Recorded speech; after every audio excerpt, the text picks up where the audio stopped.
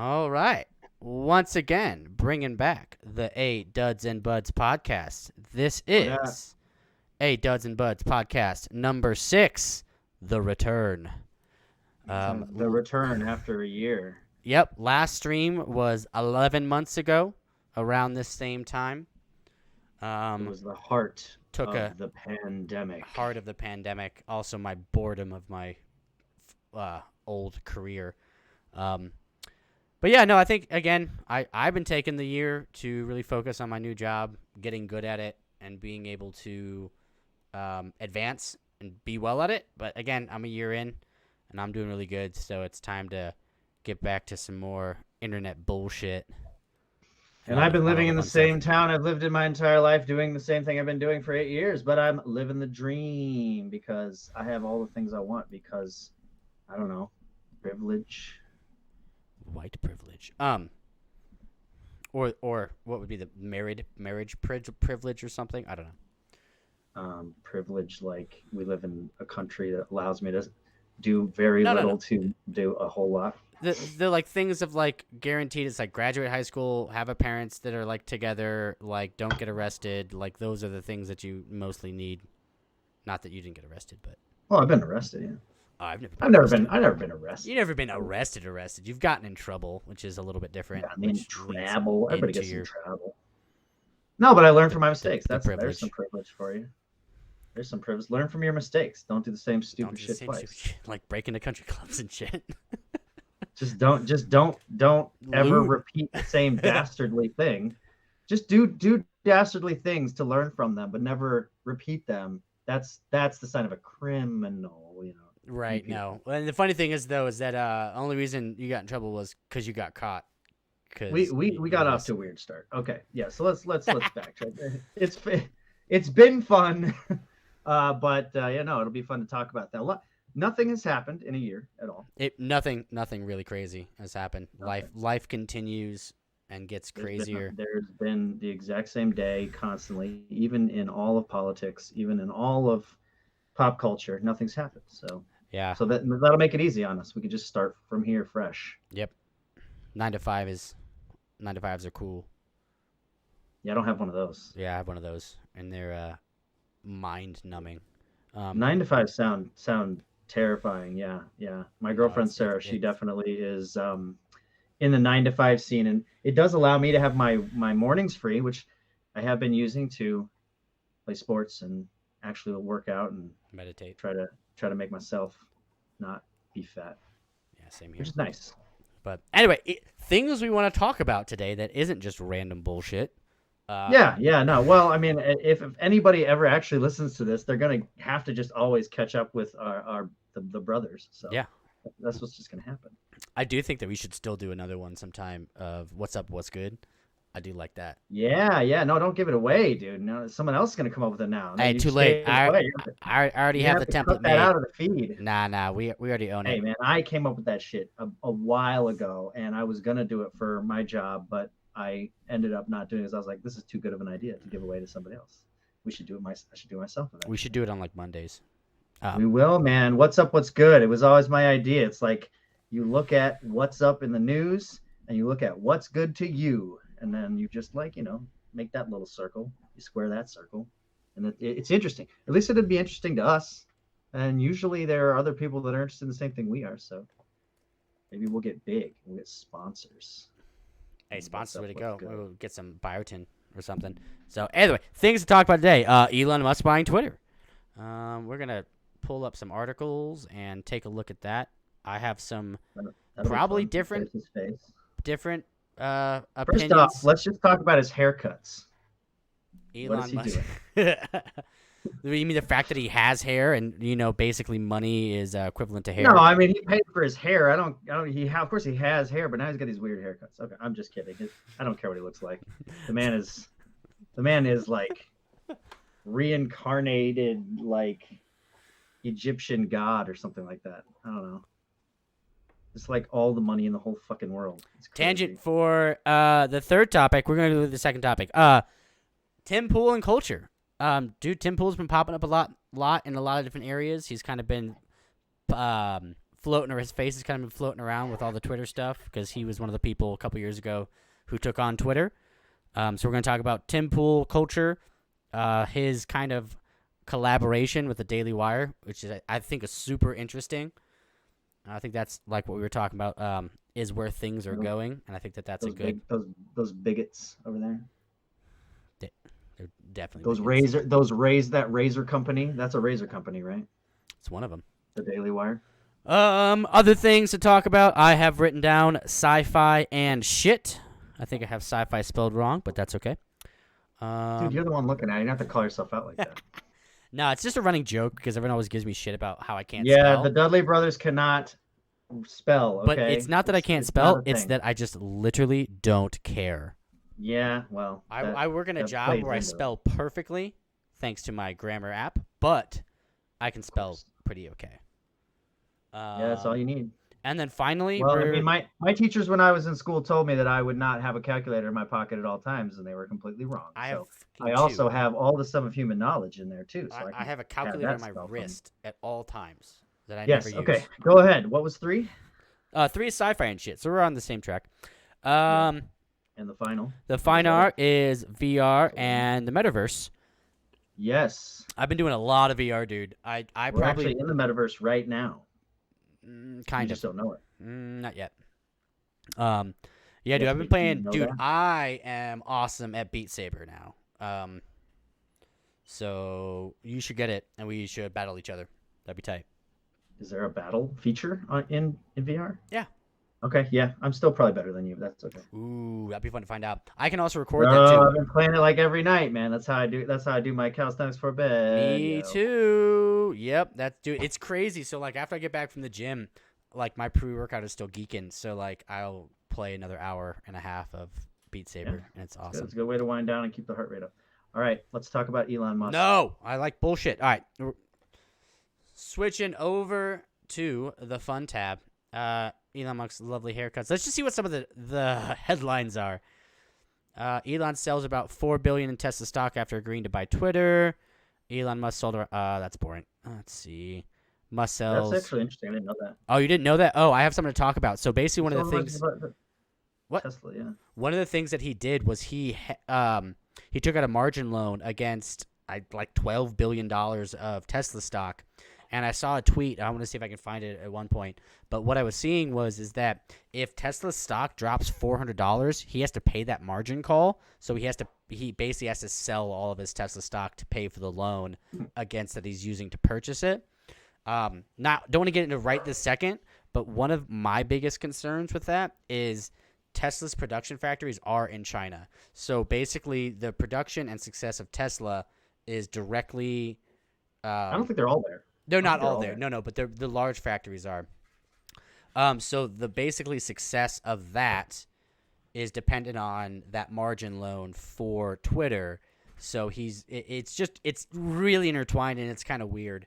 I think we should get that into a second. Plans for money for Twitter reportedly cut, including job cuts.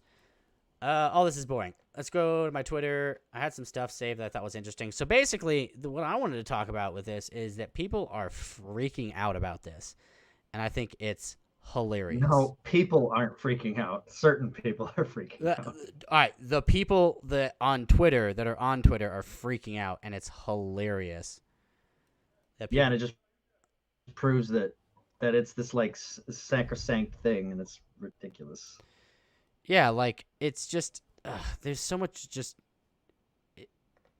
it's so dumb. Like all the things that they're saying now are the things that basically conservatives have been saying for the past 3 years, and it's just so it's like everything else. It's just such that he's gonna censor them. Or something? No, they're literally saying that, oh my God, what we can't have some billionaire owning the space and cutting out their dissidents and censoring one side of the political party. And it's like instead you could just have a board of liberals doing it. Well, but yeah, exactly. Like you're afraid of the same thing. A bunch of leftists that have that ideology are doing it currently, but we can't have the right. Or the funny thing is, it's not even right.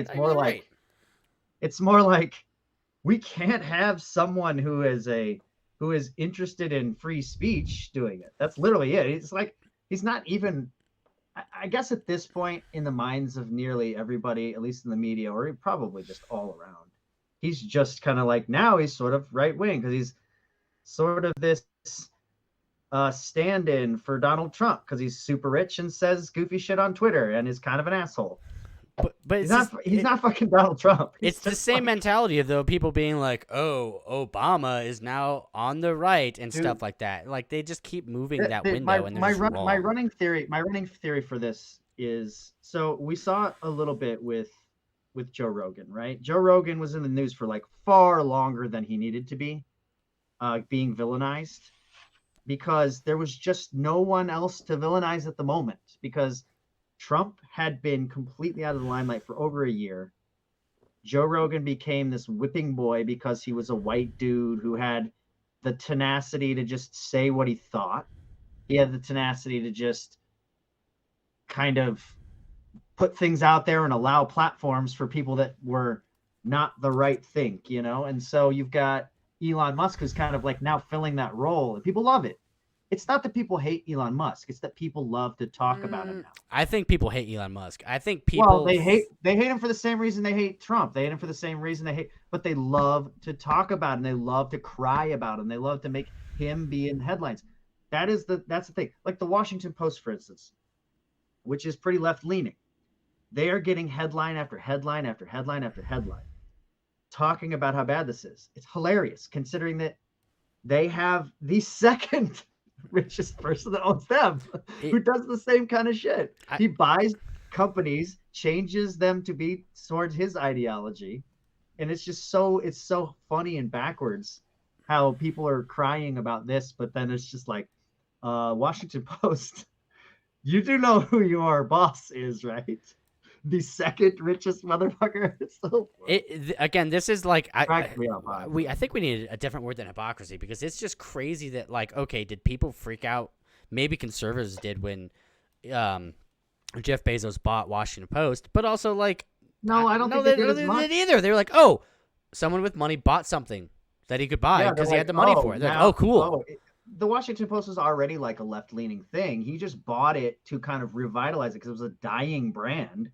And he kind of did revitalize it. Really, all he did was pump a bunch of money into it and make it more of kind of this echo chamber place anyway. But conservatives were probably like, oh, great, a billionaire bought this thing. We'll see what happens, you know, and he's a tech giant. He'll probably do this, that, and the other. And he either did or didn't, but people forgot about it and didn't care after a while. It's the same thing's going to happen with Twitter. He's not going to change Twitter that much where it's going to be like, oh my God, it's suppressing my speech. It's like, wait, no, he's like opening it up. Oh my God, it's making me feel sad because people can say things. Well, yeah, again, people think words are violence, and therefore if things that they don't like they see, then they attribute that to violence, which is just, it's ridiculous. It's not the same thing. You know, and I am happy that Elon Musk is doing this. Am I concerned? Do I have my concerns? Absolutely. Do I think that this is like what? Like what? So again, what are you concerned about? The good argument that I've seen is Elon Musk has a large stake, a stake/relationship with China. So I'm curious to see how that's going to affect his decisions for these types of things. I don't think he cares. But it is definitely going to be a thing. I don't think he views China any differently than he does another company, frankly. The thing is that people need to understand. There are certain things you cannot build anywhere but China or like Taiwan or India. You just can't build them anywhere else. And it's just not economically feasible. The reason the man is the richest man in the world is because he knows where to build certain things, because he knows the only way to do that is by not doing it domestically or not doing it under a certain, regime or whatever. That doesn't mean, oh my God, he's in bed with the Chinese. It's like everyone's in bed with the Chinese because the Chinese are where you make freaking circuit boards and like cars and electronics and cheap goods and shit that you import. Like he is in bed with China as much as the United States is in bed with China. I mean, we also have stuff all over China, get stuff from China. I just don't see it as any kind of threat, especially in correlation with the Twitter purchase. I just don't think it has much to do with I it. think that it is the threat, and this is like, you hit on my main concern. I've said this before, and one of my biggest things that I didn't like about my college education is during one of my international business classes that was led by a pretty prominent CEO. It was a guy who led Swiss Army for basically grew that company to make it what it is today, and he was living in Switzerland and blah blah blah. He said in class one time that there is no way to operate business without China. And I just, Yeah, that's pretty, it 100% true. doesn't mean it has to be true. The problem is that you're coming at it and you're teaching the base of new business, people that this is the only way to operate. And I don't think that that's a good way to look at it. I think that we should look at all of the options.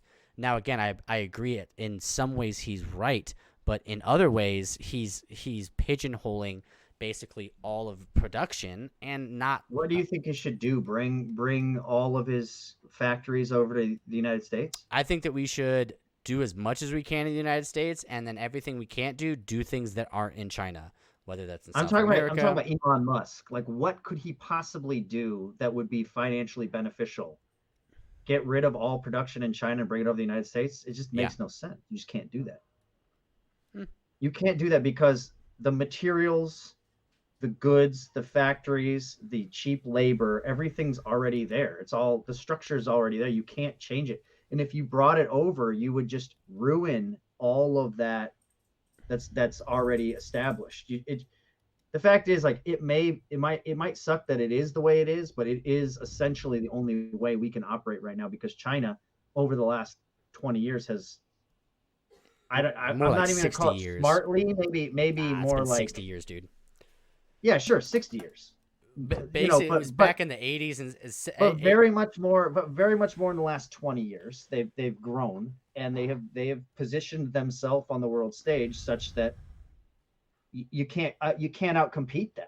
And yeah, it sucks, but like, frankly, I don't necessarily hold that against the richest man in the world. There's a reason he's the richest man in the world. It's because he looks at his margins, he looks at the most beneficial way to solve an issue, and he does it. I don't think, but again, all that being said, we can go off on a tangent on this, but frankly, I don't think that has much correlation with the way he runs Twitter. That might have a correlation with his like ultimate outlook on things, but I don't think it has much. I don't see the correlation with Twitter. No. So here's the correlation. This is what I brought up earlier: is that he has a margin loan against his stock in Tesla. Therefore, his success of Tesla is going to then dictate his finances with Twitter. So his finances, dude. The man has $200 billion after this deal, man. He doesn't give a shit. He'll just literally like take his little pocketbook and fill any coffers he needs to. The man is unstoppable. It's insane the amount of money this man has. Yeah, but still though, like that margin loan is directly connected to the success of that, which is also connected to the production and what would be the word? Supply chain that's coming out of China. And again, do I think it's a huge deal? No, but I think it's definitely something that we should be paying attention to and understand how he's using his money. Now, again, all of that being said, I do think that Elon personally, I don't think he cares. I think that he's in it to he doesn't care. to make that, and he's working with China in the sense with your mentality of he has to, so he's going to, because it's the most feasible and cost-effective way to make a profit. Now, but again, it's not just him. It's literally you look at any company. Like you can't like even the day we were talking about the Daily Wire earlier. Even the Daily Wire, who has decided to become a razor company, would have loved to make their razors in the United States, but it's impossible. They had to make them in China. The only place in the world that makes razors out of metal is China. That's it. Like they have to import that shit. They can't make it themselves. This infrastructure is not in the United States. If you want to if you want to criticize somebody, you would have to do the last like 5 administrations of the United States not putting more infrastructure in the United States, and not CEOs that are kind of essentially forced to use the cheap labor. I mean, it's true, but again, not to go too far off on the tangent, but that's it. That's a base. It's a base mentality. I hate Harry's.com. Oh yeah. I think it's this. No, but this is my problem with what was. That's it. Yeah. What I was being taught in college is that is a from the base up mentality that we can't outdo that. I disagree and would think that we should come at it from we need to work towards solving that problem of not letting them do all that. Now, again, I'm very concerned about China, but I'm also not like, oh my God, China, blah, blah, blah. I just don't think there's anything. I don't think there's anything to be done, frankly. That's where I disagree. Let's bring it back to Twitter. Yeah. I mean, there is nothing to be done aside from essentially forcing, like, okay, we could do something similar to what we're doing in Russia. We could sanction like all their shit, which I think we should do. But that, like, again, that is the tangent. Our economy. You want so you want our economy to completely fall apart? Then all right, fair enough. That's not going to work. There maybe over time, but like sanctioning would be like but not. It wasn't a total sanction. It was tariffs. It wasn't sanctioning. No, I'm talking about like shutting what off we're the doing. economy. Like what we're doing. Well, yeah. So that's a whole nother again, coming back to Twitter, I have hopes that Twitter will then turn into, again, that public square. People being able to honestly, have their voices heard and have opposing ideas. And it's still going to be a fucking shit show where people are going to be yelling and freaking out all the time. But at least there's going to be more representation of ideas, so that way it's going to be a better place to, again, foment ideas and, Frankly, here's the way I feel about it. Nothing's going to change, no matter what algorithms change or open sourcing there is or rule changes or changes from shadow banning. You're still going to have giant echo chambers of people shouting at each other. And you're going to have news and you're going to have ads and you're going to have shit. Like, there's just going to be minor changes. So the thing that is most positive about it, shave cream is made in the USA.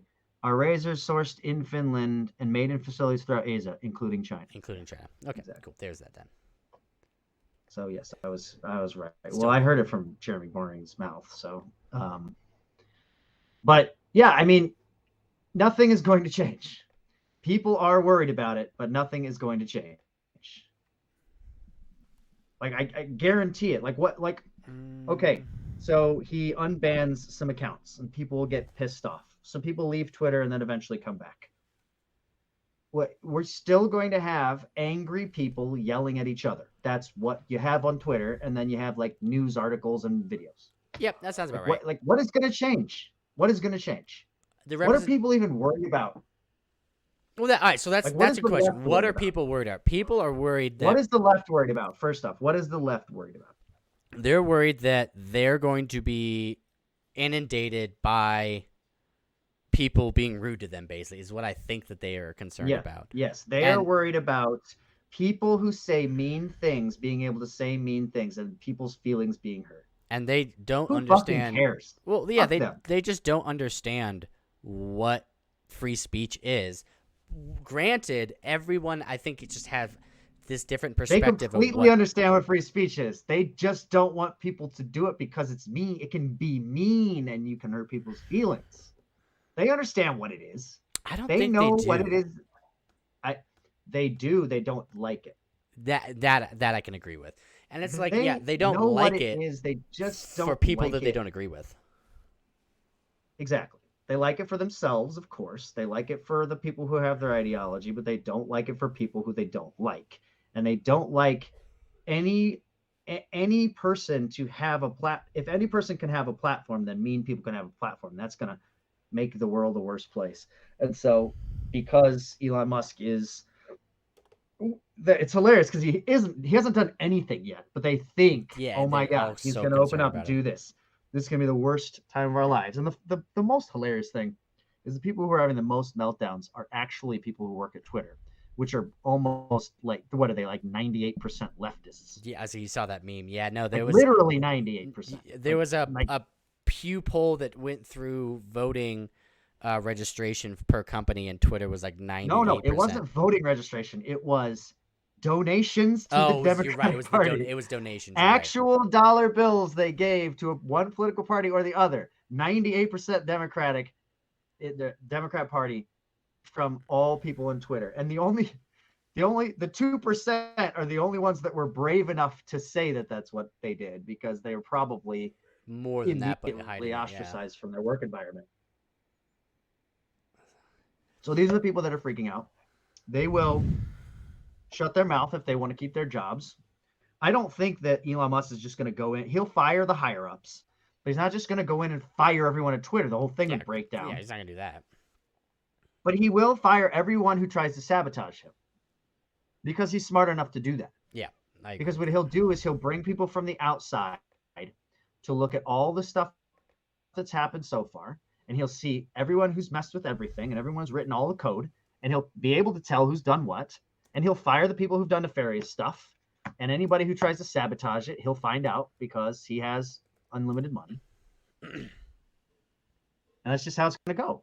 And then it's going to take, 6 months, and no one's even going to remember this happened. I don't know. It'll just be Elon Musk. No, dude, you know the news cycle. What happened a year ago? What was happening exactly 6 months ago? Like, what was the main story? COVID. Vaccines. No, doesn't count. That's too broad. Too broad. What was the flavor of the week? The flavor of the week was the booster shot. That's what it was.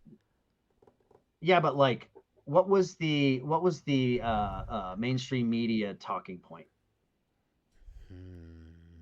6 months ago, exactly. You would know exactly what it is. Everything just molds together, and the same thing will happen in 6 months from now. We will forget that this even was a thing. I don't know. Let me think for a second. I guarantee it. We don't have, our attention spans are just too fluttering. What were you paying attention to 6 months ago? Whatever happened to be going on my Twitter feed, or whatever happened to be being talked about on the podcasts I listened to, and they can't even remember at this point, because that's what I was getting at this when we first started. I said, look, leftists are crying about it, but the actual people who run the people who make the headlines, they love it. He is the Donald Trump of the week. They need villains. They have to have villains. Joe Rogan fit that mold pretty well, and then he just kind of shrugged it off, and it was just like, okay, this isn't interesting anymore. No one really cares about Joe Rogan anymore. It was the time when like COVID was sort of waning and people were kind of getting over it. And now it's Elon Musk. He's the new boisterous white potential villain who is this, super oligarch, and everyone's terrified of him because he likes free speech, and that's terrifying to people. So he's and he makes memes, and he like is rude to people, and calls people out and talks shit. People hate that. People hate it when people talk back to their ideology. They hate it. They're immediately labeled as right wing or just absolute evil because they're so hateful and evil. It's like Elon Musk, he like talks, like does fucking dick jokes and talks about Dogecoin. The man is like the farthest thing from evil. It's ridiculous. So why is let's just say the establishment, why are they so willing to call people right wing when they don't agree with them? Like Tim Pool says this all the time. He talks about Jimmy Dore. Jimmy Dore is definitely not a conservative, but he's super left. Yeah, he gets attacked with it, and it's just like they just keep pushing it's it so over ridiculous. and over. Yeah, he's like one of the most leftist. No. It's dude. Why do they do it? Because it's easy. That like right wing and left wing really doesn't mean that much. It kind of is more about the context of the time you're living in. Like right wing and the location you live in on the earth. I mean, if you look all over the place, there are right wing and there's left wing. Right wing just means you're not progressive. It just means you like the current way of things. You don't want things to change. You are staunchly set in your ways. And progressives hate that because they Are change. They are want you are you not a progressive? yeah, I wouldn't call myself. Yeah, I would call myself kind of in between. Because Like, yeah, I want things to change. I don't have to have everything stay the same to me. But there are certain things that need to stay the same. And when you just like words, for instance, when you just be changing words, changing meanings of words, working with the Webster's dictionary to change the meaning of words, changing the meaning of like actual things that are real, a reality. Um, that you could, you you tend to get into some real sticky situations, and yeah, that's where I become more conservative. It's like, yeah, I'm more of a realist, and I want to I want to know I want to know the baseline. I want to know the rules of the game. You know what I mean? The rules of the game cannot just change at a whim. do you think that Jordan Peterson is a progressive? Um, no. Mm, I would say very he's very conservative in kind of his moral absolutism, where okay, I can see that. he derives all his values and morals from the things that he has like read and studied and his clinical practice. And there's just he has lived a life, man. He knows what's up and he understands. When I think of a progressive, Brett Weinstein is the person that I think of probably that best design that uh, um, not powers. What am I thinking of? Encompasses what a good progressive is. He he sticks to that realism. He wants to live and operate in the physical world, but he also wants to see things move forward. Again, that book was awesome. That was I want to reread it again. Which book? Hunter's Gatherer's Guide to the 21st Century. I thought it was great. It was not political. It was a good analysis of this current state of society from a biological perspective. Again, it was great. I loved it, and I think that's kind of what I think of when I think of progressivism. And I would agree. I don't necessarily think that I guess Jordan Peterson's not you a might be progressive. you might be falling into that fallacy where you're kind of you have a subjective view of the word itself. I think I might not even know what progressive means. you need to That's a think good point. about progressivism from kind of the most broad like think out there that like what I guess what a true progressive would say they are about change. They're essentially about chaos and shaking things up. They're about breaking down systems of power, breaking down systems that have always been there because they need to be changed because they are inherently wrong or imposing or that is what the progressives are interested in doing. So And so progressive, I don't think any of those people that you mentioned have those qualities. even Brett, dude, Brett doesn't want to break anything down. He looks at things from a biological perspective. He looks at things from his actual scientific perspective. Nothing about being a progressive, even though they love to tout the science. Nothing about being progressive is scientific.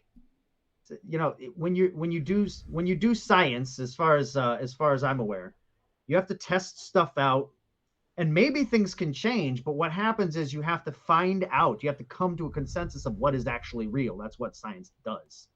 You're yeah, trying to test lots of either hypotheses or experiments or things like that all at once. Now, the left would say, well, socialism could be like a nice scientific experiment. We could test that out, blah, blah, blah. Sorry, that's been tested, though, and it's failed. Science only is science when it has been proven to be something that's true. And so you could say science is whatever you want, but that's what I think science is. Because science isn't actually the science until it's been tested and proven and is a true thing. And really, that's what kind of conservatism is built on. It's like, this is the true thing. This is the way it is. This is how things should be based on whatever it happens to I, be. No, and that's a framework. That's a way you might perceive it. I kind of disagree about. I think science is progressive, right? So science is the idea of trying to move things forward by using scientific method, right? So I have progressive as a noun here, a person advocating or implementing social reform or new liberal ideas. So I think that science is one of those new liberal ideas that we utilize to push and advocate, reform and advancement in society. Okay, I'd agree with that, but I would add this caveat. I think the pursuit of science is progressive. Exactly. And then science itself, once it is proven, becomes a true fact that is accepted and then is not changed. And progressivism is all about changing the things, and it's the pursuit of that. Now, actual scientific study, I think it's in kind of its own little bubble, frankly. But when we're really kind of talking about like social experiments and things like that, I agree, that's where the kind of progressivism is. But once it's established, then what do you do? Because like you change it and you continue to try and change it. That's what it is. Yeah. And so I would argue that that's not like officially what I'm talking about is the true nature of science. Like once science is figured out, once the science fact, once it's fact. Oh, hey, so that's where we're at. Here's the adjective of progressive: happening or developing gradually or in stages, proceeding step by step. That's science, right? So that's the scientific method, not truth, not scientific truth. The scientific method is doing that adjective. See that again. This gets back into the conversation to bring it back to Twitter. Is that we don't agree what truth is anymore. That's where we're running into this issue. Mm-hmm. People live in subjective reality and objective reality, and most people on Twitter live in subjective reality, where they view things a very specific way. That is why everyone's freaking out, because they think their reality is going to implode because this evil person is going to take away all of their safe space. But the objective reality is let the evil Nazis come in and tell them that they're doo-doo heads. Right, but that's the thing though. Like this is the objective reality is one that's not happening.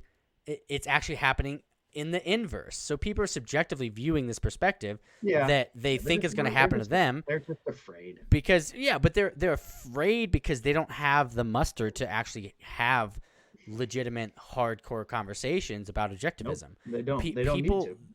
They haven't been raised that way, dude. No one has been sharpened. No one has been sharpened that is on Twitter that is below the age of 30. This is the thing though. This is where I think this is what the turning point is. The turning point is the bring back of objective reality to Twitter to be able to have people. Yeah, you're not going to like what they say, but being told, you have a biased opinion. And that biased opinion makes you view things in a certain way. And now when you view things in a certain way, you're going to apply it in a certain way. They heat up in their face. And they can't handle it. And they want to duke it out. They want to then spew. What they want to do is they want to clickety clack on their keyboard, and they want to spew, and they want to tear you down. And they want to do all that. And like, frankly, like, okay, let's hope that when Elon Musk gets in, that he will make something positive happen. But again, my hypothesis is that not much is going to change. There's going to be the same amount of vitriol against people you don't like. There's going to be the same amount of assholes clickety-clacking away and trying to sound smart. And it's just nothing is actually going to change, except for maybe there won't be as many shadow bannings, and maybe some of the more conservative-leaning things won't get like totally axed. Without any explanation.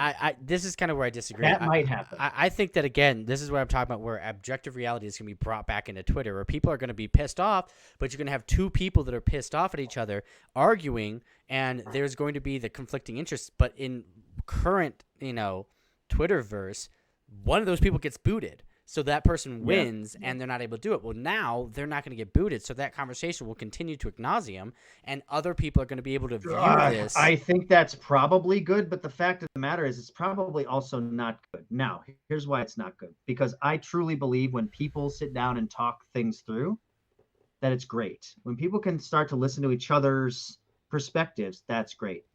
Doing all that in type on Twitter is never going to be that experience. I No one disagree. is ever.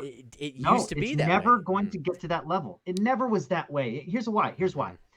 Because it always devolves when you're not looking someone in the face, when you don't have that human interaction, when you can't see the body language, when you can't get on their level, you can't do it. Maybe you can do it while we're talking over podcasts. This is like the last bastion of that, because we're still not even interpersonal or looking each other in the face or seeing each other's body language. But at the very least, we can express ideas in flow, as opposed to, I'm pissed, click clack clack. Oh, you're an idiot, click clack clack. Oh, you're a rube, click clack clack. It's just like, on Twitter, you can cite a source, you can put down a fact, you can speak your mind and think thoughtfully through it, but eventually it will devolve no matter what happens. Now, I do agree it'll be better when one side doesn't just immediately get booted, but it also might just devolve into even worse garbage. Just where it's just like everything is just complete. See, but the thing is, though, this same thing happens in the real world too. You get in. It does, but not in the same way. Not in the same way. Yeah, It's not recorded forever in type. It's not a consistent just flow of word vomit. It's an actual just interaction. It's back and forth, as opposed to just how often are you on smash Twitter? with a hammer, smash with a hammer. What's up? How often are you on Twitter? I am on Twitter every day, 6 or 7 times a day. I'll scroll through for 10 minutes. That's about what I do. I spend a pretty good time looking back through my feed. I get a lot of my things. news from Twitter. That's right. I get a lot of my entertainment from Twitter, but I never use it. I don't really use it either. I do a lot of observations. I also go through and try and, again, look at these feeds. One of the funny ones, I wonder if I have it pulled up. One of the funny ones was there was a guy that someone was talking shit, and then he tweeted it back out saying, Twitter, do your thing. And then in the comments, it was like, we're back, baby. That's not how this works anymore. And it was just constant. Yeah, and that person got shut down. And that's the kind of thing that I'm talking about, where it's been used as a weapon against conservatives for so long, where now it's not going to be able to do that, whether it's because people are leaving or there's actual representation for people to have those different types of arguments, instead of Twitter, do your thing, working and, getting people fired for things that they said. With a good segue, I think this is a good segue to go into talking about Tim Pool. Did you see this meme? Yeah. Did you watch this episode? No, let me read it. Oh, of Joe Rogan? Yeah, like 3 years ago. Yeah, I've seen it. Yeah, where Jack Dorsey was on it too, right? Yeah, Jack Dorsey and Vijay, whatever her name is. Mm-hmm. Yeah, so that is a perfect example of what I'm trying to explain, where the people on Twitter live in their subjective reality, and I've pushed out everyone who doesn't abide by those rules, where when Elon Musk comes in, he's going to take away that subjectivism and make it more objective and not it be a blanket thing. So there's going to be people being more objective overall, and I think that is going to have an effect, on Twitter, on the culture, on people looking at it and being like, oh, wait a second. That thing that Tim said about, the bias that Twitter had, that makes a lot of sense. Where before, it doesn't even, the people who are running that company have blocked any type of idea for that.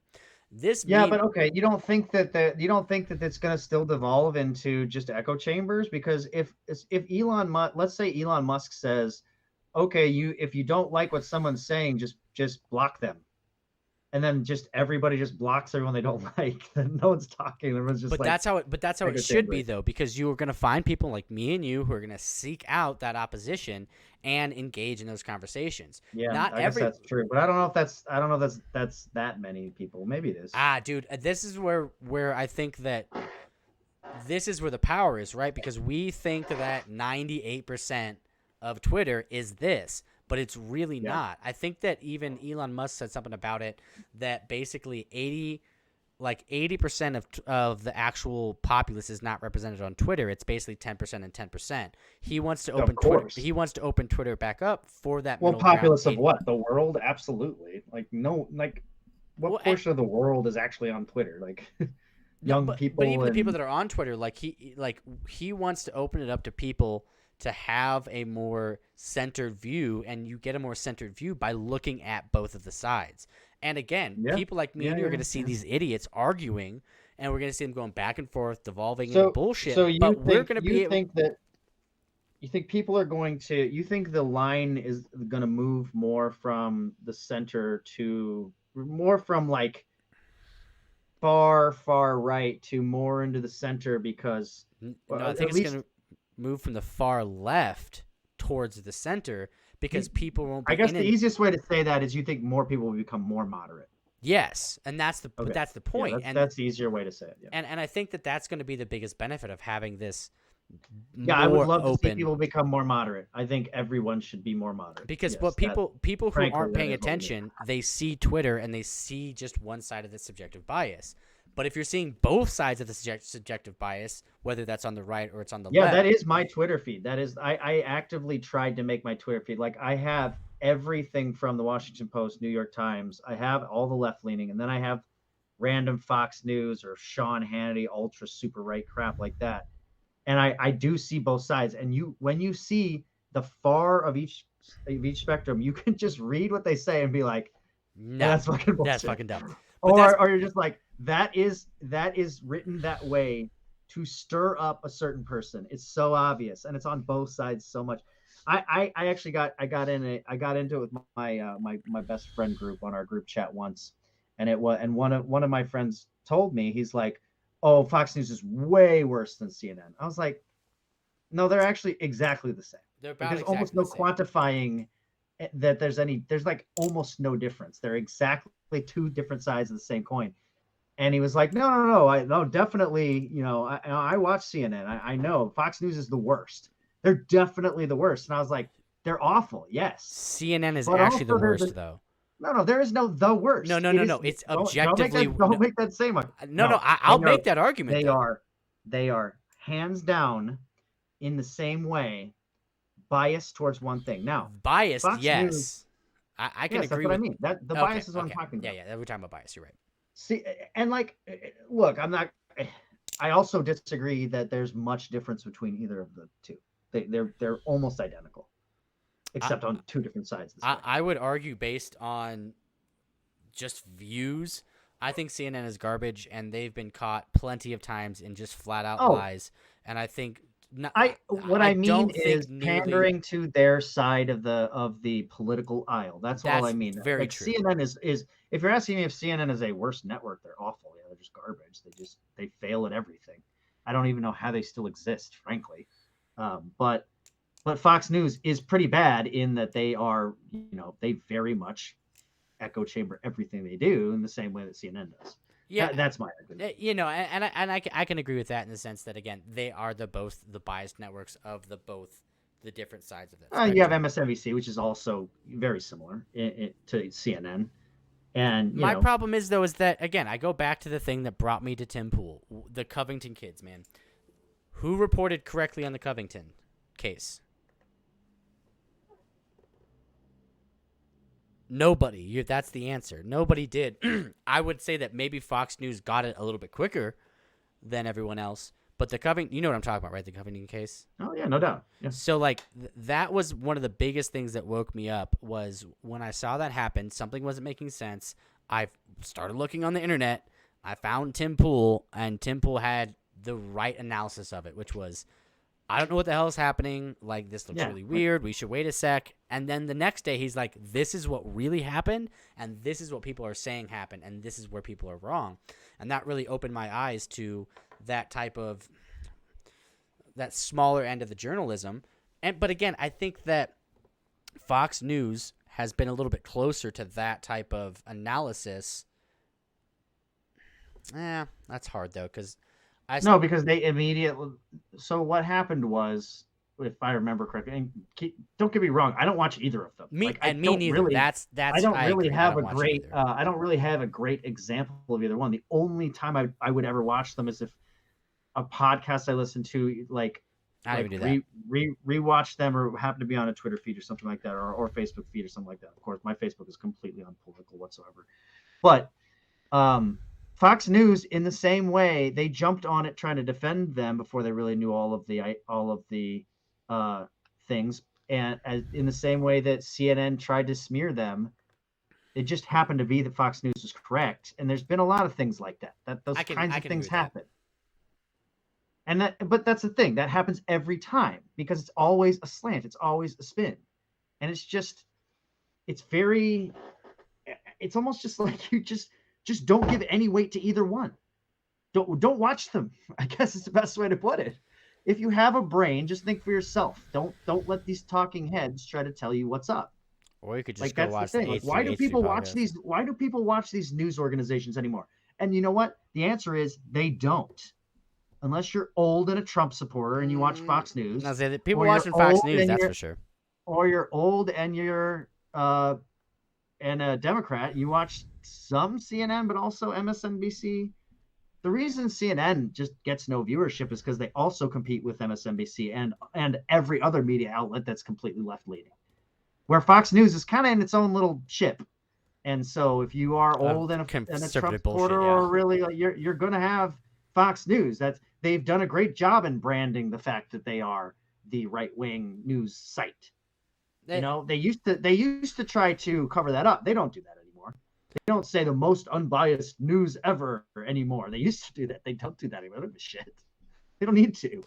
They got their viewers. They know they know their viewers. I agree that they're in the same vein as far as biases go. I think that there might be something to talk about legitimacy between them, but that's a different conversation. Well, okay, so we'll take it back to Tim Pool now. Here's the thing. What I find fascinating about Tim Pool and other podcasters like him, but him especially because he's doing it in this just really weird way that's just organic and sort of natural. He's kind of like the everyman's man. Even though he's kind of arrogant himself, he just does the bare minimum, but also does his research. The bare minimum I mean in production value. He does the same thing every night. He doesn't have any flashy production. He just sits down and does the Joe Rogan style.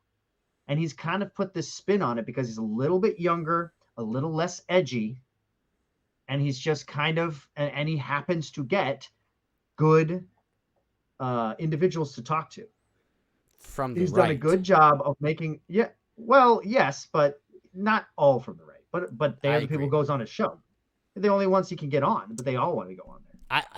So he has interesting people that go on, and they're not all from the right. A lot of them are similar to him. Yeah, they're all kind of. A lot of them are demonized to be on the right. For instance, like Poso, Jack Posobiec. He's not really that super right leaning if you look at some of his stuff. He's definitely a conservative, but he is pretty. Oh, no doubt. He's definitely a conservative. But he's not that huge of a fan of Trump. Of course, he voted for him. But he also is he's kind of a military dude. He's got a ton of experience, and he's just kind of been through the ringer, and he has some interesting commentary. And he's definitely, don't get me wrong, he's definitely on the right, definitely conservative. But that's not all he's about.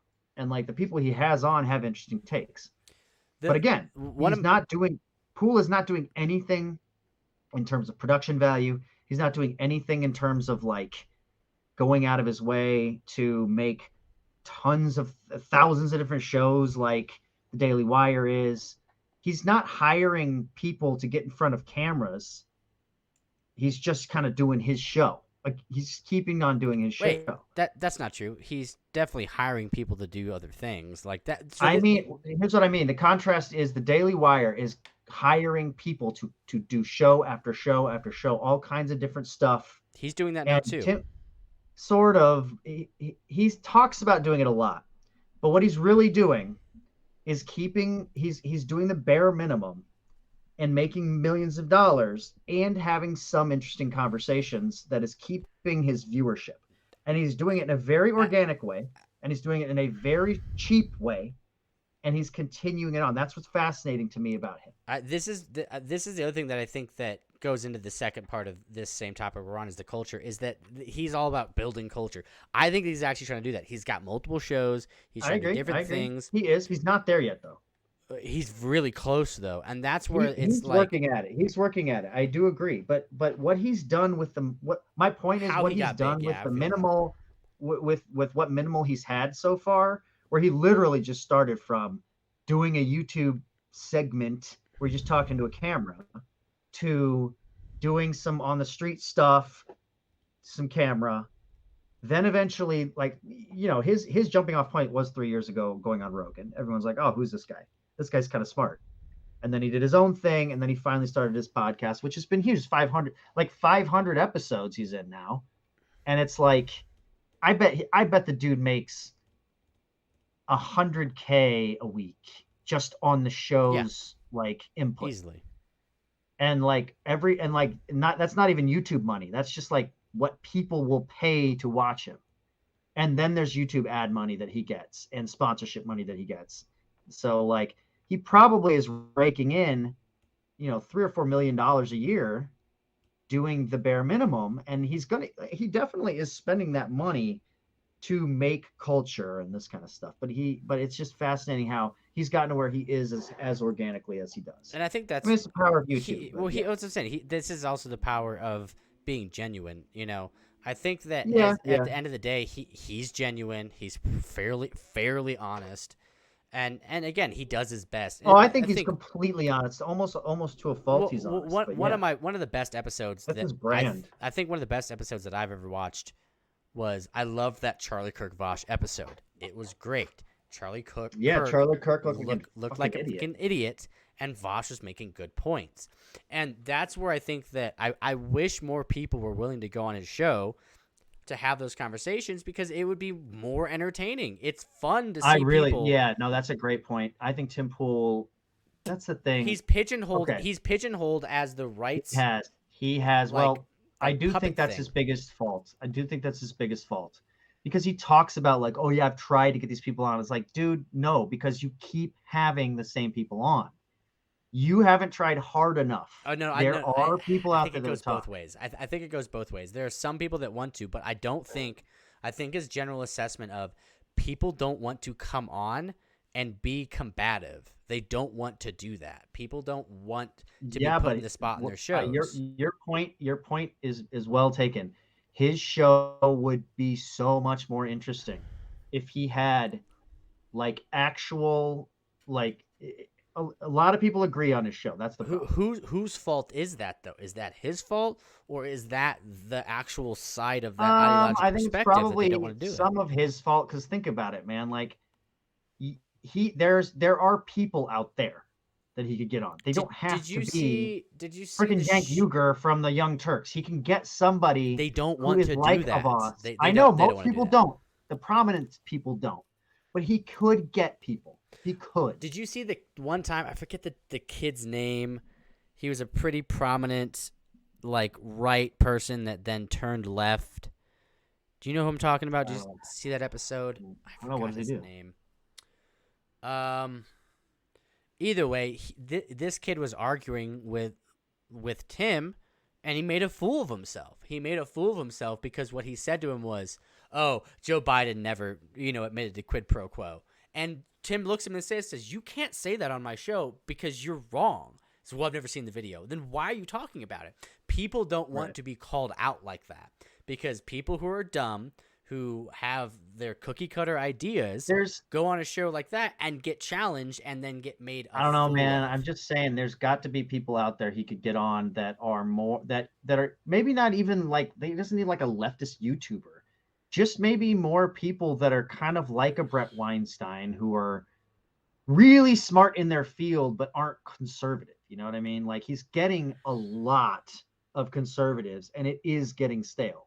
Yeah, I agree. That was the problem with Joe Rogan. Not to mention is the people that he's getting get on his show and they don't talk enough because he has like constant people like Seamus on who are just kind of like annoying and kind of regurgitating the same stuff, really not adding much. You know what I mean? Like I love Ian to death, but even Ian, when Ian talks, we're not really hearing the guests that much unless Ian is asking the guest stuff.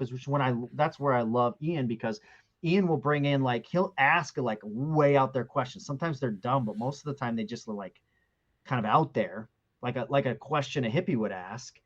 And like a lot of times that challenges people, especially the religious types he brings on. That's what I think is most interesting about the dynamic that Tim has.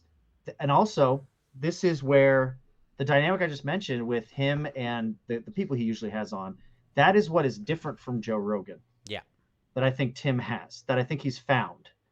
He has found a way to have certain individuals on his show that aren't all kind of just like a Joe Rogan. You know what I mean? I know Joe Rogan has kind of a few guys that are sometimes always on there, but they don't really do much because it's really just Joe talking to a dude, you know, or talking to a couple people.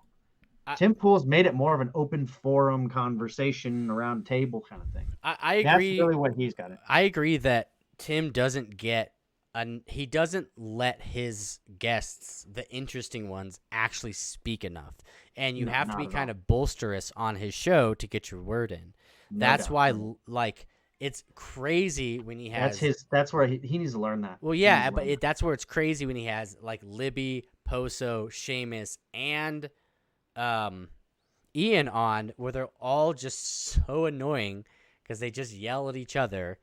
And like sometimes they're like sometimes that's okay. Yeah, sometimes I'll just turn it off. Well, well, that's what I'm saying. There's a lot of shows I don't finish because sometimes it's boring by the 35 minutes in when they're talking about the same thing. I'm like, I don't want to listen to this.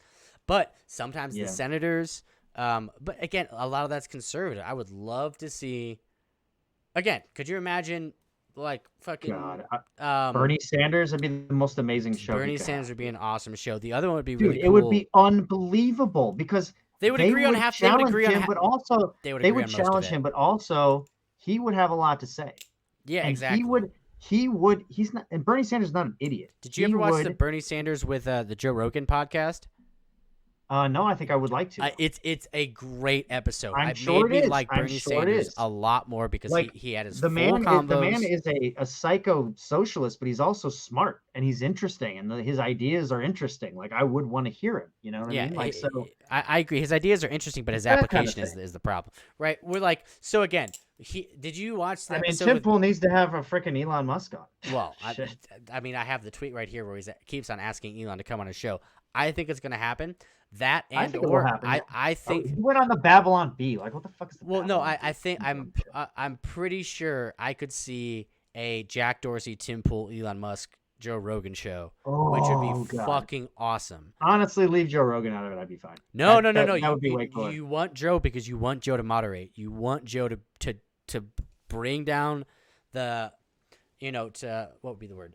Basically, just restrict the conversation. Like, no. Hey, go back to that. No, hey, stop. Let him finish. Yeah, he does have the more experience. You need him to be the moderator, because again, the reason it would be interesting, and again, honestly, you don't need Tim there. You could just do Joe, Elon, and Jack. Yeah, that's just Joe Rogan. You need Tim there. But you do need Tim there because Tim would be able to do what he did during the first podcast, which was call out the bullshit. Yeah, no. Well, that would be all. That would be all Tim would do. And like I would like. Here would be my ideal Tim Pool show.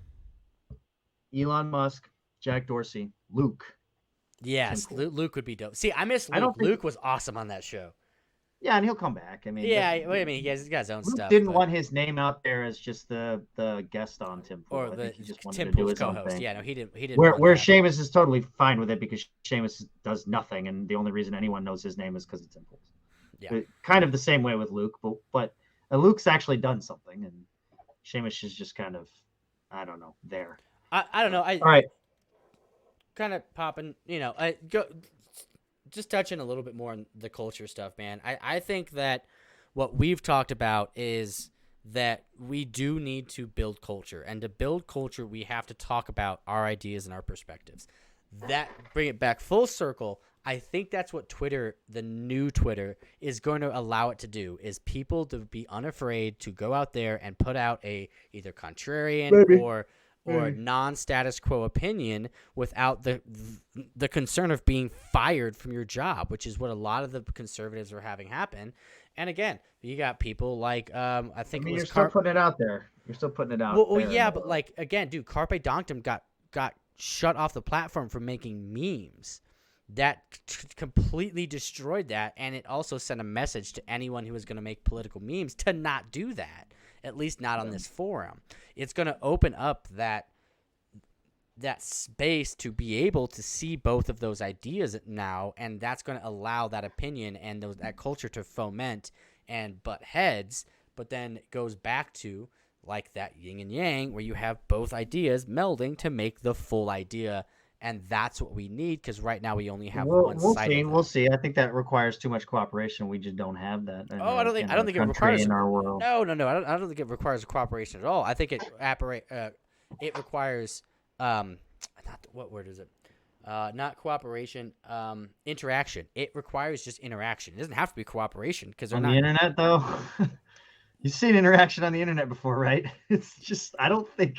One guy opening up a source code and changing some stuff's going to do that. No, I think that it is. I think that opening it up is going to allow people to come back to the platform, put out their regular ideas, and yeah, there's going to be a lot of bad ideas there too, but there's already a lot of bad ideas there. And now you're just going to get you're going to get two both bad ideas, and then you're going to get people in the middle looking at both those and being like, hey, these are both dumb, but I think this from this idea, and then this idea right here, that makes the full complete idea, and then that's what people are going to move on. We're gonna see. Let's do a little bit longer. We got 10 more minutes before you're at 12 o'clock.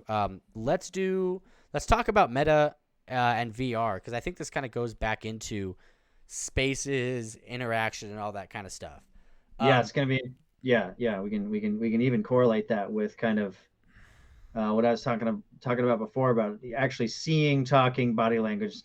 That's just gonna add a whole other way to fuck that up. But the thing is it's going to be a forced perspective for your brain, and you're going to be stuck with the same kind of tenets of like, oh, I don't want to do something or say something rude because I don't want to get kicked off this platform, which is going to then make people be more willing to cooperate and have these good ideas. Now, if Facebook gets all crazy and they're like, oh, well, you can't have that idea, so you're getting booted because this person reported you, yeah, we're screwed. What makes you what world do you think that won't happen? Of course that's going to happen. In a world that works correctly. No. Unless but again, Elon Musk buys Facebook. Which he probably will do eventually. That'd be pretty sweet. So two things. One, VR is awesome. I was super against it for a long time. I thought it was just a gimmick. Why were you against it? Because I thought it was a gimmick. I thought it was just not that advanced. It's been the same type of ocular, trickery for basically 30 years, 30, 40 years. Now we have the software and the technology to actually integrate the software with that type of I already used forced perspective. What's a good word for it? The input of it? No, but so you have the mystique of like a 3D image. We now have the technology to actually bolster that mystique to actually create an environment that you're interacting with. One, Beat Saber, best game ever. It's so much fun. I've never played a game that enacts my flow state better than that game. I have never done anything that engages. I think I have games like it, not at that level. Oh, dude, the flow state. Things like DDR, man. People have been doing that forever, but it's not quite the same. It's not quite the same though, because in the VR, it's sort of the same. My brain will disconnect from my consciousness, but then have my hands still be able to catch the beat and the rhythm because my brain is running my hand and processing the image at the same time, but it disconnects. Your brain disconnects from your consciousness when you play that game. Dude, shit, I'm being serious. No. You must be playing a different game. Shit. No, dude, it's so good at enacting your flow state where It is for sure. No, I know what you mean by that, and I have got that feeling. I do see what you're saying. Yeah, and so like it does do that. there like I would agree DDR does the kind of thing, but without it being literally in your face, it's not as maybe it is. I never got good at DDR, so like I could see that would probably be a better game. DDR.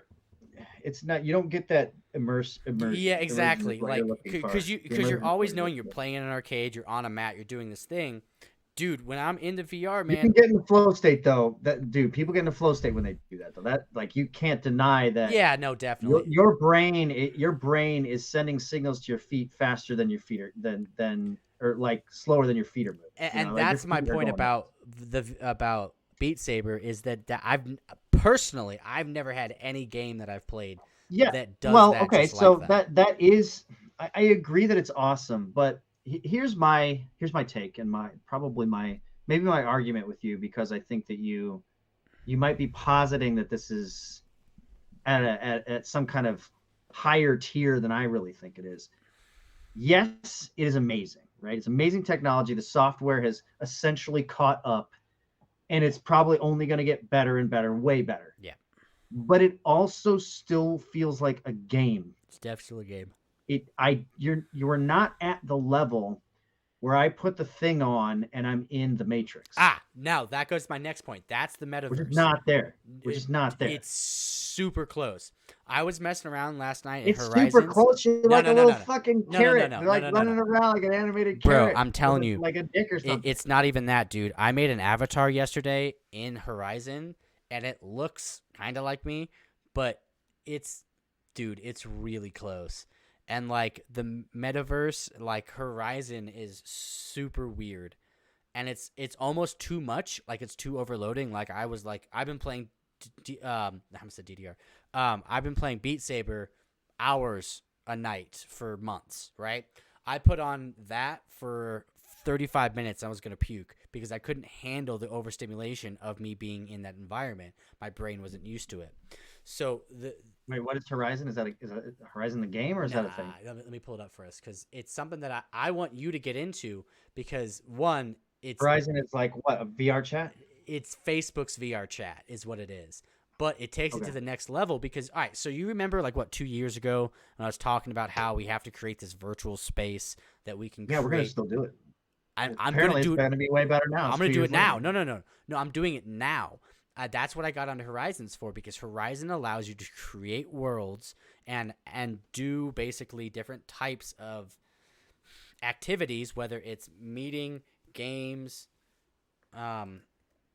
It's fairly immersive, man. It's creepy. There it is. Yeah, you spelled it way wrong. Okay. Yeah, no one can see that though. So. Horizon.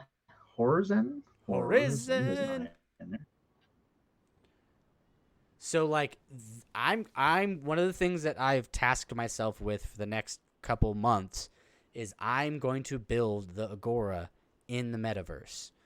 I want to start another podcast or something, and it's going to be called Metaverse Debates. It's going to be that place to try and get people to come into to have those types of debates in the metaverse with the avatar, with the whole thing, with the body language. It looks so dumb, though. How is this immersive? Dude, these people look like black people. They have no fucking pants. It's true. Why do they have no pants on? Because the system's not strong enough to add legs to it yet. All right, so real quick, wait. So this is one of the things that was the big debate after the Super Bowl ad. It was like, this looks dumb. What is this garbage? This looks like a dumb thing we did in 2012 where you had like the Mii's or whatever, and you would create the Mii's. It is that, but this is the introduction to that. I personally do think. Yeah, but okay, so it has legs, no pun intended. Meaning it's going to get progressively better. Every upgrade is going to look more real and blah blah blah. But this is immersive to you? Like this is immersive to people? See, and that's what I'm saying, man. Like when I was in it last night, it's so trippy that my brain couldn't handle it. That's how immersive it was. Now, obviously, it's Because it feels like you're moving around in a world because you're in it yes. and you can do whatever you want. Not whatever you I want, mean, but most of the things you would want. within what they let you, but it's a this is the communal space that I Uh-oh, was Wolf talking Clown. about. Too many racist and obnoxious brats. Is that My what it said? avatar What did was it say on that? mute, and I could tell. Hold on, no, that's the one here.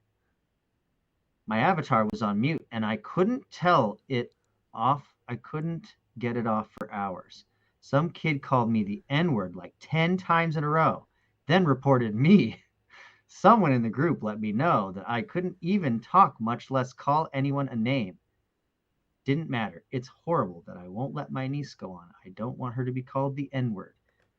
I'm I, gonna call bullshit on that. I've downloaded it, and everyone suggested the app to me. They said was cool, but warned me about the trolls that seem to take over the app. Now, that's meta in general, because at this point, it is basically just like 10-year-olds cussing at each other. It's probably my biggest complaint about the Oculus right now is that any of the social stuff is garbage because no one's on it and no one's doing anything. You are not selling this to me, my friend. My point is that we need to get on there and create what we want it to be. And people are creating people are creating stupid things like actually, this is one of the things I wanted to talk to you about as well. Let me see if I can find it real quick. There is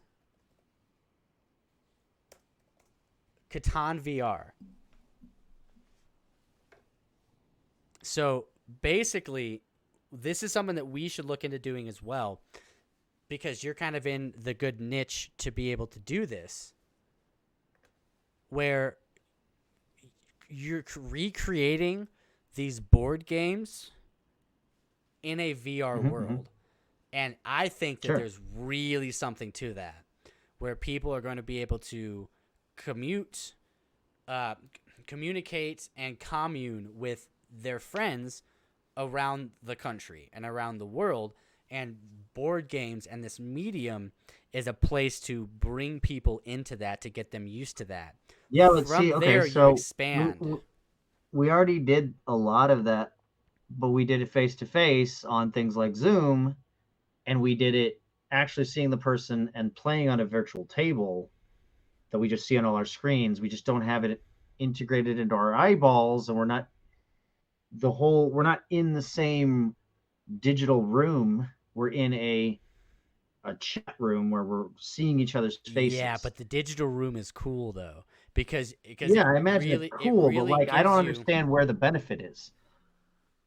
Like how is that better to have a weird looking avatar with no fucking legs around a weird looking table where I can move around and kind of manipulate things that I couldn't already do with my mouse, but I also lose the face-to-face real human interaction and being able to see the person that I know on the other side of the screen. All right, you watch this real quick. If it's actually even able to fucking load. Yeah, I bet your computer's bunk.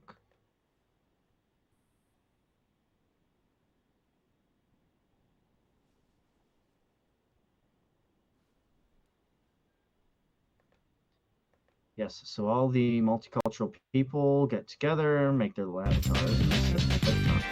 Can you hear that? This is just tabletop simulator. It's the same thing. Yeah. The tabletop simulator is a thing that's been out for 5 years.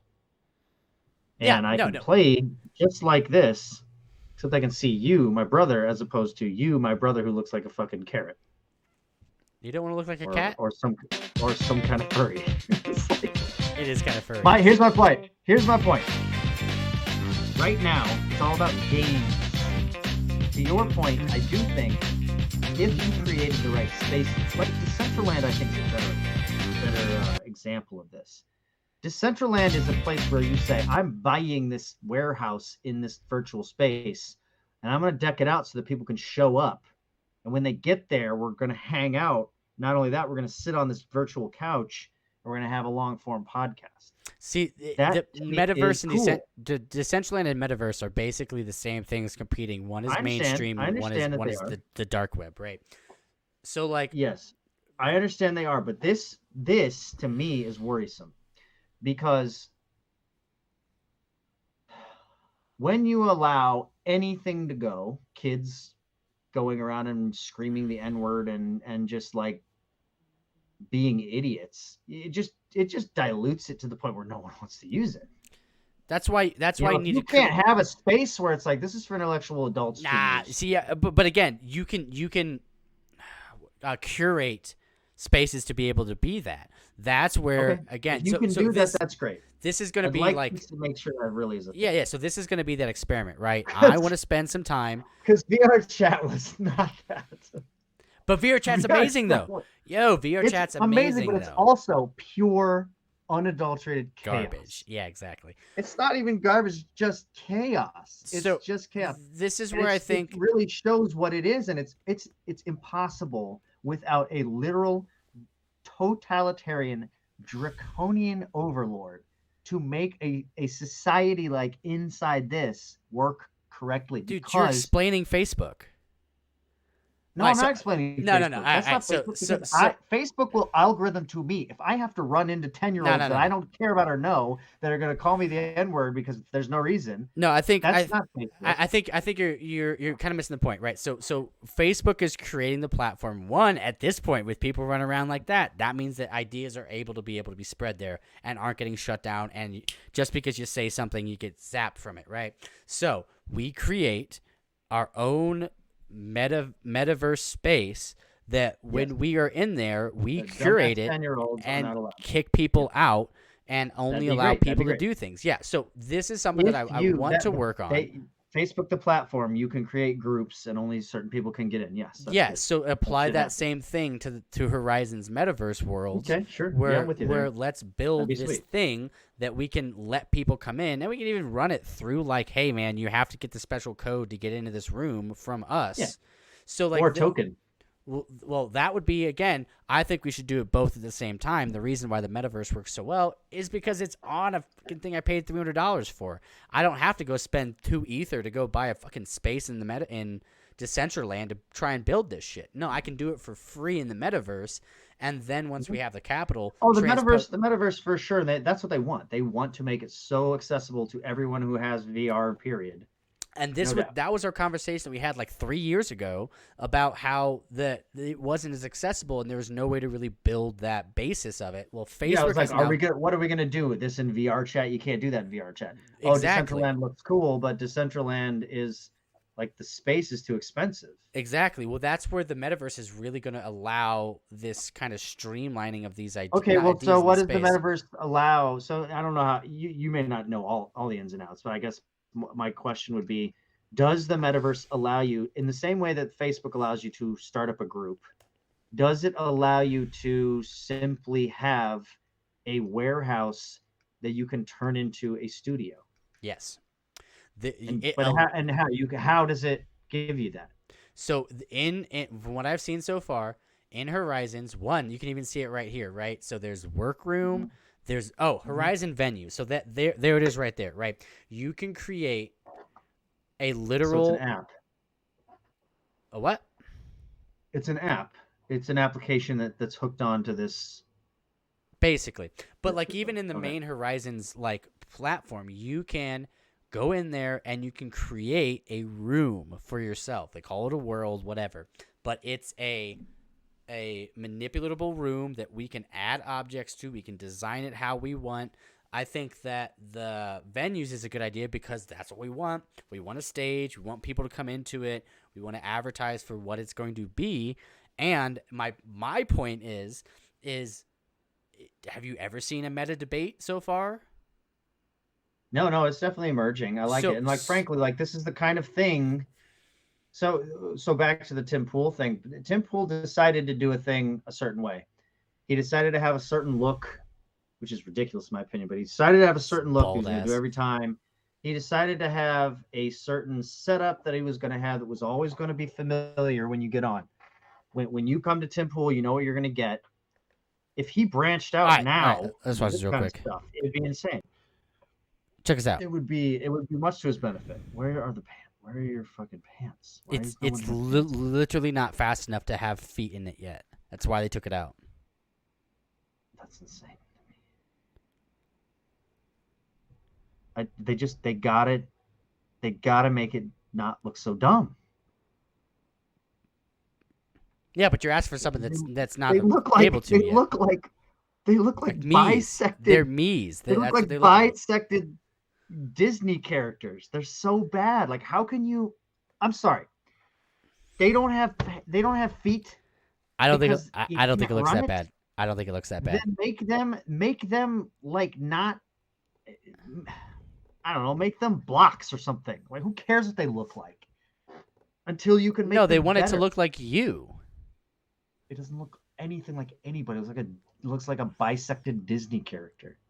See, but it looks like a me. It's like me. It's like the Wii thing. Yeah, but so you're just judging on the aesthetics and completely missing the point. Yeah, and that is incredibly important. The aesthetics are really important to get people to actually. Yeah, but it's not that bad though. That's my point. Dude, my point. My example was my example was the Super Bowl commercial that had real ramifications. That set them back a year. Because everyone who saw it, everyone who commented on it was like, "This is a fucking joke. This is a dumb game for kids. I'm not going to get on this." Until you can prove that it's not, and that's true. You're right. That's the true. Same thing. And I'm not even saying I'm not saying it's not. Frankly, I'm not saying it's not. I see what you're saying because I mean you just said, man, I got on it once and it was like groundbreaking, and that's cool. I want to try it really badly. I'm just saying like in order to have the discussion, I still think we're very far away from this being anything that's really important. But you wanting to jump in, that's my point. On the early end, there's definitely merit there. Because that's my point. Who cares what it looks like when I'm an early adopter to a technology that is eventually going to look like the Matrix? And frankly, that's my point. Hey man, I have anything that deals in the metaverse or deals in this like upgrading technology, I've tried to put some money into. So most of my stocks have to do with either stuff that's in the metaverse or stuff that's in like the emerging cannabis markets or emerging pharmaceuticals and things like that. Also, because they're all cheap and they're all like there's just so much upside potential, especially stuff in the metaverse. Your critique. So hey, I'm with you there. Your critique is legitimate, but that's also something that they are like working on solving. Like, do you think it would look better if they had sure legs? They will. No, they look like shit. It looks worse with legs. I actually like it without the legs because it's a smoother walking for you. I think it looks worse with legs. I have a. Let's see if I can see my avatar. It's pretty hideous. I don't really care if they have legs or not. Frankly, they just don't look. They just look silly. Like it just looks. I mean, they could just do it. They could have done it better. I don't think they could. Initially. I think that. Well, no. I think that you're wrong on that. They could have made the avatar. The avatars look better in Decentraland. They could do it. Maybe, but the Decentraland's not VR. That's true. It can be VR, but it's not. This is meant to look a very specific way. I think personally that they're pushing the technology to its limits, which is why it looks like shit. And that's why they're putting it out early and no one's using it, is because this is the early adoption of this type of technology. Oh, here's a good example. Did you know that you can order Chipotle in the metaverse? Did you know that? You're asking me? Because no, I did not know. So Chipotle is opening stores in the metaverse. People work in the metaverse. You can go to the Chipotle in the metaverse, order your burrito, and it will be delivered to your door. Are you telling me that the metaverse can give me diarrhea? Absolutely. Wow. Okay, that is groundbreaking.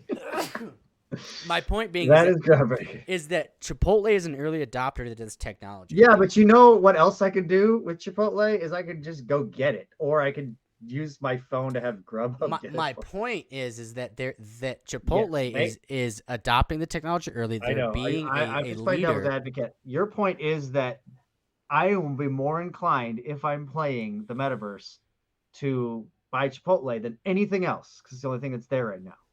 No, I'm I will saying go that there and I'll see Chipotle and I'll be like, man, I nah. am hungry. And then you'll go up to the Chipotle thing and be like, I guess since there's no McDonald's and there's no Taco Bell and I don't have That is true. That's my plans, point. this should be my only point. This is the only thing I can do, and that's on them for being smart and trying to jump in. I'm with you. But the technology and like the ethos of what that is, I think it's weird. I don't think there should be restaurants in the metaverse. That sounds dumb.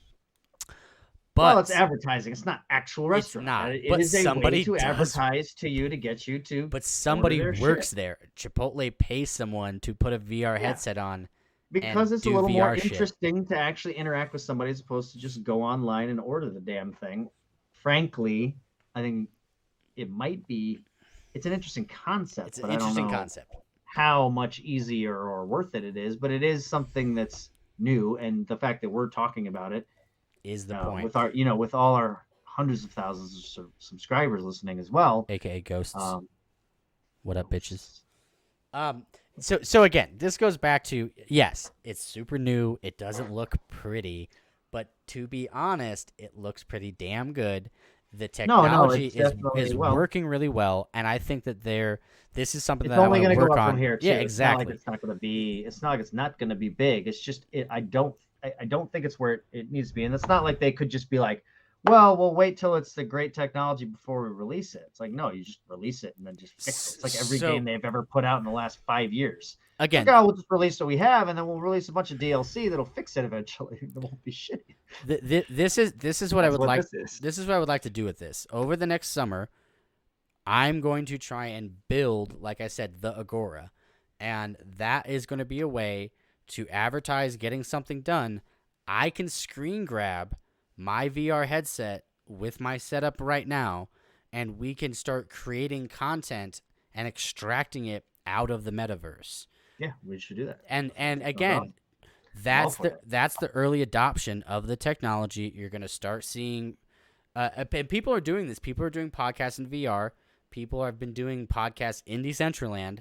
So like it's happening, but the thing is though, once you get the virality of videos from these types of debates that you get from Ben Shapiro owning Libs, that's going to bring people into this and be like, oh, dang, this is kind of cool. Like, whoa, I can actually go sit in that VR room and observe this.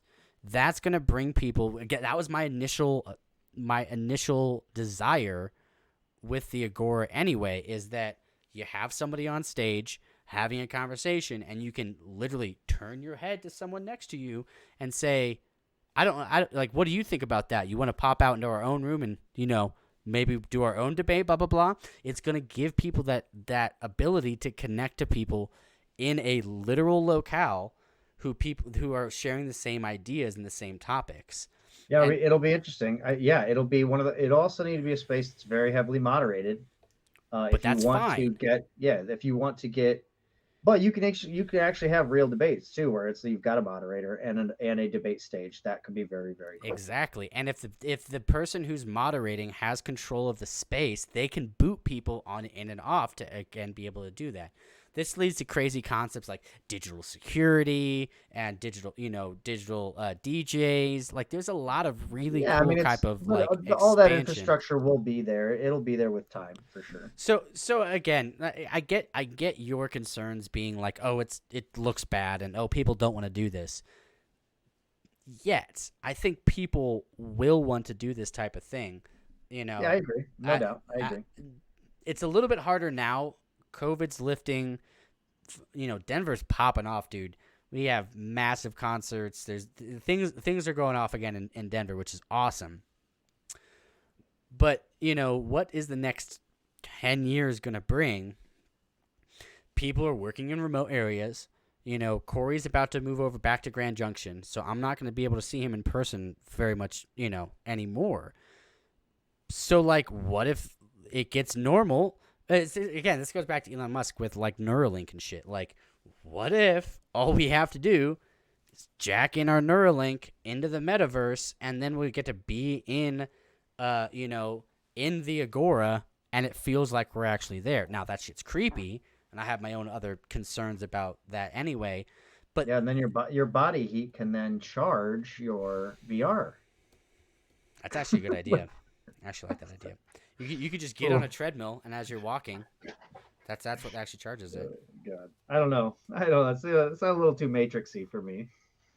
Either way, I think that the metaverse is dumb, but I think that it is a technology that we can use No, it's to not dumb. It test. looks dumb, and it's just not there yet. I mean, I've always been fascinated by the idea. Frankly, man, when we were watching when VR chat first started, it's chaos. It's ridiculous, but it's one of those things where it's like, there's something here that's like pretty out there that like humans have never really done. And even though it's ridiculous and it's just memes and a bunch of 10-year-olds spouting off poo-poo jokes and Ugandan knuckles running around and people click-clacking their like, just some of the most ridiculous chaos you've ever seen. It was still something was like, this is pretty I also big. don't think that you have to have a VR set to do Horizons either. I think you can do Probably Horizons not. I'm just sure like it's you the could same VR way. chat with a I'm sure you computer can. screen and blah blah blah. It really does defeat the purpose, but I do see what you're saying. But Like, it's but just chatting at that like I point. said, all I want to do is I want to use it as a new medium to create content that maybe people haven't seen before. And virtual It'd be cool. debates is It'd be cool. something that probably people haven't seen before. And again, if you can extract, It's you not even know, necessarily have to be debates. It could be long form, just no, chats I think it should be debates or even though. speeches and things like that. It could be Speeches all is kinds one of things. thing, and again, but I mean, do you really want to sit in VR while you listen to Jordan Peterson talk? I would make an exception for him, but probably Probably nobody not. else. But Yes. again, I mean, I sat in front of him and watched him talk for 3.5 hours, and I was captivated the entire time. But there might be something to say about gamifying that metaverse portion of it. Maybe again, here's a good idea, right? So you can make games in this. There's a fun, you basically pick up a paper airplane and you throw it, and it flies, and you can see it fly. You could do it. You could do like a vote box that way, right? You have two people debating, and you have people sitting there throwing a paper at the side you think as the right answer.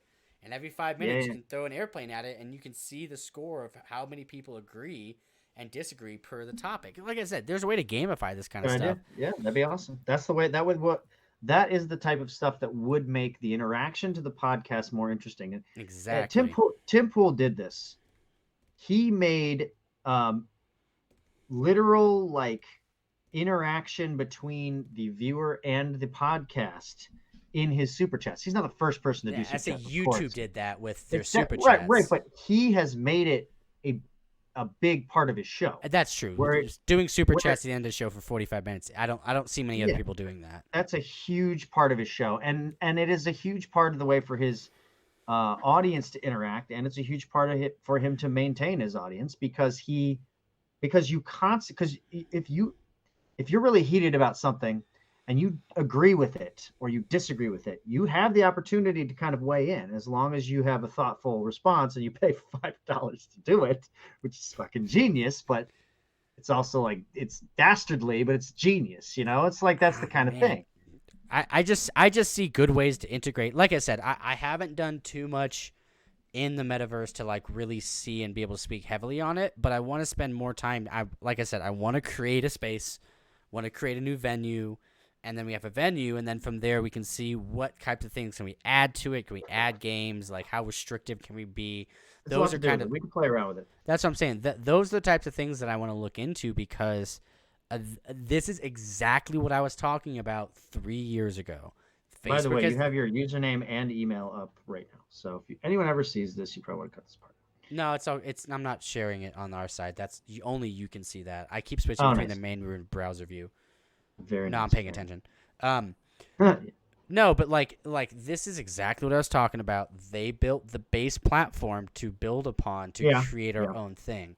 And again, no, it's cool. It's cool. Don't get me wrong. And it might not be civilization changing yet, but with a Neuralink here, dude, I don't know. And a pod where you can just hook up all your vitals there, and where you can hire some kind of nurse to clean up like your bodily functions here.